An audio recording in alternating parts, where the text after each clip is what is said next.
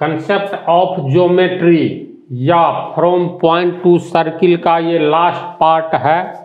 इसके बाद तुम लोगों के लिए ज्योमेट्री हल्का हो जाएगा, इसलिए ध्यान से देखो। टॉपिक है सर्किल, वृत्त। वृत्त किसको कहते हैं? तो वृत्त या वृत्त जैसी आकृति को पहचानने के लिए महिलाओं के हाथ में क्या होता है? चूड़ी। तो एक तरह से हमेशा ध्यान में रखना, ये जो महिला चूड़ी, बैंगल्स इंग्लिश होता है ना, चूड़ी का बैंगल्स, तो चूड़ी पहनती है हाथ में, तो इस टाइप की चूड़ी होती है ना जी। किसी महिला या लड़की के हाथ में आयताकार चूड़ी देखा है इस टाइप का? नहीं। त्रिभुज जैसा त्रिभुजाकार चूड़ी देखा है? नहीं। तो चूड़ी इस टाइप का होता है। चाहे दुबली पतली महिला है तो छोटी चूड़ी, कहने का अर्थ इस टाइप की चूड़ी भी 5 साल की बच्ची को पहना दो तो इसको भी चूड़ी कहेंगे। और लड़की बड़ी है 18-20 साल की तो इस टाइप की भी पहनती है। तो दिमाग में रखना, चूड़ी जैसी आकृति को हम लोग क्या कहेंगे? वृत्त कहेंगे। तो कैसी आकृति वृत्त होगा, ये बात समझ में आ गई।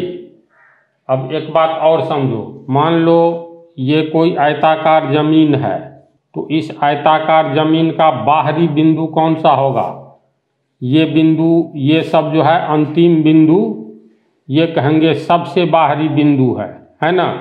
इसके किनारे पर कोई भी सरल रेखा तो बिंदुओं का ही न समूह होता है, तो बिंदुओं का सीधा समूह सरल रेखा कहलाता है।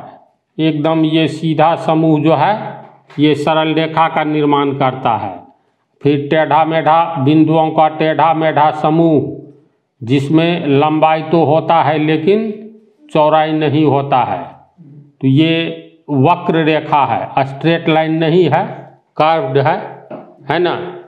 तो मेरे कहने का मतलब वृत्त किसको कहते हैं? तो ध्यान से देखो, इसकी हम एक नहीं एक से अधिक परिभाषा बतलाएंगे। वैसे फिलहाल दिमाग में ये रखना है, जो चूड़ी जैसी जो भी आकृति होगी वह वृत्त जैसी आकृति होगी, या वृत्त कहो इसको या वृत्ताकार आकृति को हो। तो ये ए बी कैसी सरल रेखा है?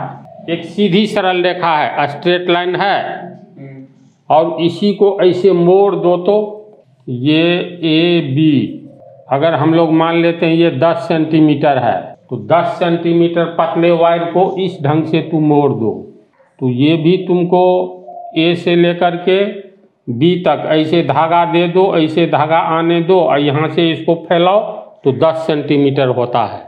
लेकिन ये सीधी रेखा नहीं है, कैसी रेखा है? वक्र रेखा है ना। अगर मान लो हम लोग इस ए बी सरल रेखा को मोड़ करके एक चूड़ी बना लें, ये तार है, आयरन तार, पतली तार है ये, इसको मोड़ करके बिल्कुल चूड़ी बना सकते हैं। इसको मोड़ करके बना सकते हैं ऐसे, तो यहाँ पर ए बिंदु है, ये ए, अब इसको जो मोड़े तो बी बिंदु भी इसमें सट गया। अब ये कैसी रेखा कहलाएगी? वक्र रेखा है। कैसी वक्र रेखा है? बंद है, बंद हो गया। इसको ऐसे मोड़ करके दोनों मुंह ए और बी को मिला दोगे तो ये एक बंद वक्र रेखा हो गया, हुआ ना। अब ये चूड़ी का रूप धारण कर लिया। तो वृत्त एक बंद वक्र रेखा है, यानी बंद आकृति है, जिस आकृति का प्रत्येक बिंदु, जहाँ से भी कोई भी बिंदु लो इस वक्र रेखा का, जो एक बंद आकृति को बंद में है, चारों ओर से बंद हो गया है, तो इसमें एक मध्य में एक ऐसा बिंदु लेते हैं सी। अब इस बिंदु से इस बंद आकृति का कोई भी बिंदु ये लेंगे, तो मान लेते हैं ये तुमको 3 सेंटीमीटर है, तो यहाँ से यहाँ तक लेंगे तो ये दूरी भी 3 सेंटीमीटर। ये बिंदु सी से लेंगे तो ये भी 3 सेंटीमीटर। जहाँ से भी लेंगे ना बीच वाला बिंदु सी से, तो बंद सिस्टम का सबसे बाहरी बिंदु जो है एक निश्चित बिंदु, जो कि सभी बिंदुओं के ठीक बीच में है, इस बिंदु से जो मध्य में है उस मध्य बिंदु से इस बंद आकृति का सबसे बाहरी बिंदु समान दूरी पर अगर स्थित है तो इस बंद आकृति को हम लोग वृत्त कहेंगे। समझ गया? तो वृत्त, अच्छा ये देखो, ये भीतर वाला जगह जो है एक बंद आकृति यानी बाह्यतम बिंदु जो एक निश्चित बिंदु से समान दूरी पर है, तो सभी बिंदु मिलकर के इस क्षेत्रफल को घेर रहा है। यानी वृत्त एक ऐसा जगह या क्षेत्रफल है जिसके बीच में एक बिंदु होता है, जिस बिंदु से इस क्षेत्रफल का सबसे बाहर वाला बिंदु समान दूरी पर स्थित होता है। समझा? यानी वृत्त वक्र रेखा से बंद एक ऐसी आकृति है जिस आकृति का सबसे बाहरी बिंदु एक निश्चित बिंदु से समान दूरी पर स्थित होता है। फिर पंक्ति सुनो, वृत्त एक ऐसा जगह या क्षेत्रफल है जिस जगह या क्षेत्रफल का सबसे बाहरी बिंदु उस क्षेत्रफल के मध्य में स्थित बिंदु से समान दूरी पर स्थित होता है। अगर यहाँ बिंदु M है, यहाँ बिंदु N है, यहाँ P है, इस तरह अनंत बिंदु है, तो वृत्त सर्किल एक बंद क्षेत्रफल को कहते हैं जो किससे बंद रहता है, तो एक वक्र रेखा से, यानी वक्र रेखा से बंद क्षेत्रफल को वृत्त कहते हैं। जिस क्षेत्रफल के मध्य में स्थित बिंदु इस क्षेत्रफल के सबसे अंतिम बिंदुओं से समान दूरी पर स्थित होते हैं, तो ऐसे क्षेत्रफल या ऐसे जगह को हम लोग वृत्त कहते हैं। तो बात समझ में आई? वृत्त किसको कहते हैं? तो पहले हम ये जो चर्चा किए ये परिभाषा लिखने जा रहे हैं। अब तू बोले हो कि इस टाइप की आकृति वृत्त है, तो ये आकृति देखो, तो इसके मध्य में एक बिंदु लो, यहाँ ये बिंदु C है, ये इसको A मानो, B, D, E, तो यह आकृति या जगह या क्षेत्रफल इसलिए वृत्त नहीं है क्योंकि C से A की दूरी मान लेते हैं 3 सेंटीमीटर है, C से D की भी दूरी 3 सेंटीमीटर है, लेकिन C से E की दूरी इससे अधिक है ये, तो सबसे बाहरी बिंदु एक निश्चित बिंदु जो मध्य में है उससे समान दूरी पर नहीं ना है। लेकिन वृत्त में क्या होता है? वृत्त एक ऐसी बंद आकृति है, बंद क्षेत्रफल है, बंद जगह है, जिस जगह या क्षेत्रफल का सबसे बाहरी बिंदु इस क्षेत्रफल के मध्य में स्थित बिंदु से समान दूरी पर स्थित होता है। बिंदु N इस बिंदु से 4 सेंटीमीटर है, तो इसके बगल में भी 4 सेंटीमीटर होगा, इसके बगल में भी 4 सेंटीमीटर, M 4 सेंटीमीटर होगा। लेकिन इस आकृति में तो ऐसी बात नहीं है, ये तो अंडाकार आकृति है। मध्य बिंदु का नाम बोल दीजिए, केंद्र। वो सब लिखाएंगे, मध्य बिंदु को केंद्र कहते हैं। पहले वृत्त तो समझो।